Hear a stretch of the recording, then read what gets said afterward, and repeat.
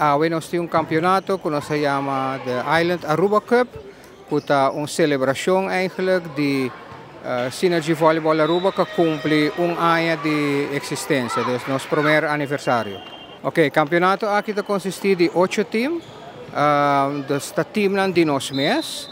Het is diferentes categorias, nos tem categoria de UG4, UG5, UG7, UG9 e A-classe. Pero hoy nos começa com a categoria de UG7 e UG4. Porque nós mesmo jogadores não jogam contra outro hoje. Correto, seguro. Dus Synergy Volleyball Aruba está zowel uma academia e vereniging que nós temos, que consiste de team, mas também é uma academia de voleibol. Caminha muito de tour edad, que quer sim o deporte de voleibol, para praticar-se com nós. E estão com que jogar dentro team, nós temos team também, não join o team. Dus campeonato não vai ter seguro, sabe que te promete.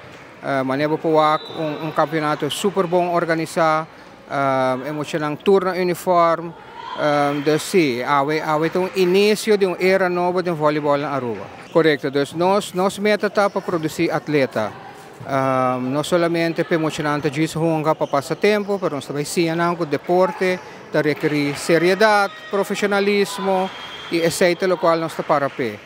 Já em julho nós vamos jogando com nosso A-team, dus com nossa primeira divisão, e nós jogamos diferentes torneios na Holanda, e aceita algo que nós vamos fazer anual, mas também maneira de nós produzir atleta para nós participar zowel in Sul-América, in Rondo de nossa mesma área, mas também seguro na Holanda.